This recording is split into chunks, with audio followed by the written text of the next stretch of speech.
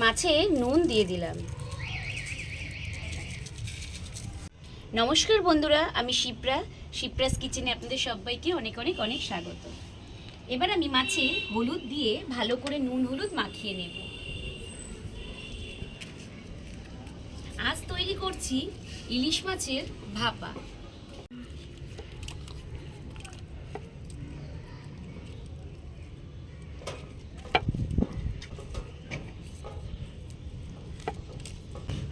ইলিশের মরশুমে ইলিশ ভাপা হবে না তা তো হয় না। তাই আজ আমি এখানে ইলিশ ভাপা করার জন্য এখানে আমি দুটো মাথা নিয়েছি, 4টে দাগা আর 3টে লেজা নিয়ে নিয়েছি। এবার আমি সর্ষে, পোস্ত আর কাঁচা লঙ্কা একসঙ্গে বেটে নেব।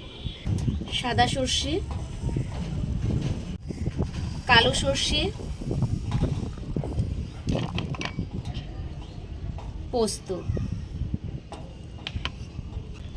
লঙ্কাগুলো আমি ধুয়ে নিচ্ছি। লঙ্কা দিয়ে দিলাম। এবার আমি সব কিছু একসঙ্গে ভালো করে বেটে নেব।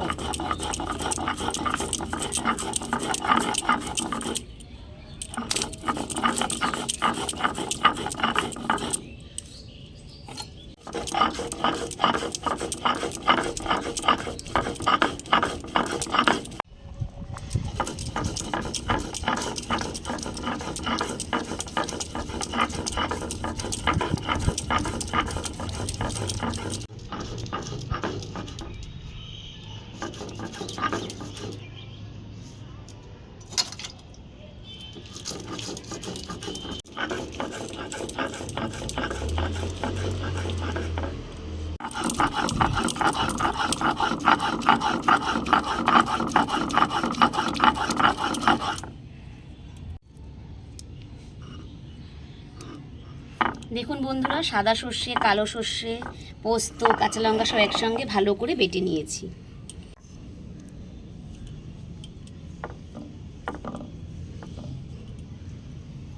কাঁচা লঙ্কাগুলো চিড়ে নিচ্ছি।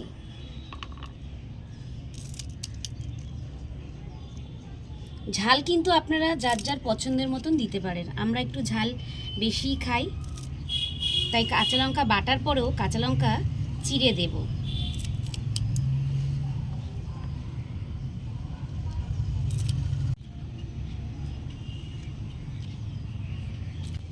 এবার ওই মাছগুলো সব একটা প্লেটের মধ্যে নিয়ে নিচ্ছি। সর্ষে বাটাটা বেটে রেখেছি, দিয়ে দিচ্ছি। এটা হচ্ছে টক দই। টক দইটা আমি ফেটিয়ে রেখেছিলাম, দিয়ে দিচ্ছি।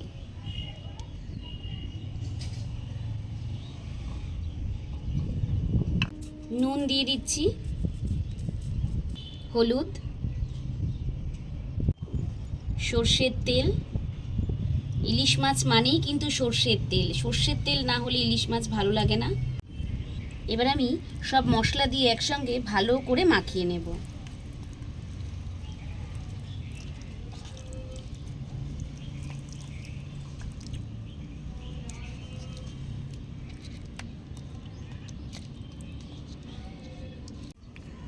এবার একটা টিফিন বক্স নিয়েছি। এই মাখানো মাছগুলো আমি টিফিন বক্সে দিয়ে দেব।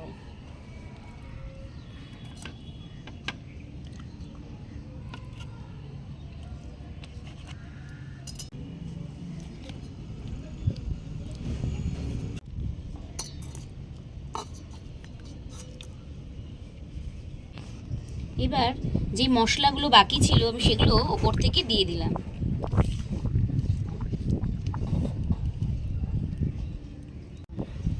এবার আমি কাঁচা লঙ্কা চেরাগুলো ওপর থেকে দিয়ে দিলাম। টিফিন বক্সের ঢাকনিটা আটকিয়ে দিলাম। গ্যাস ধরিয়ে কড়াই বসিয়ে কড়াইতে আমি জল দিয়ে দিলাম। এবার আমি জলটা গরম হয়ে এসেছে, এবার তাতে একটা স্ট্যান্ড বসিয়ে টিফিন বক্সটা বসিয়ে দিলাম।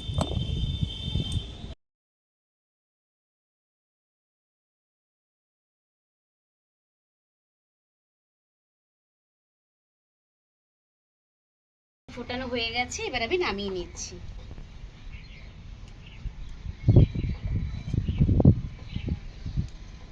দেখুন বন্ধুরা কত সুন্দর তৈরি হয়েছে ইলিশ ভাপা। এই বর্ষার রানী কিন্তু এই ইলিশ, মাছেদের রানী। আর এই ইলিশ দিয়ে অনেক রকম পদ্ধতিতে তৈরি করা যায়। ইলিশ মাছ রান্না করতে কিন্তু খুবই সহজ।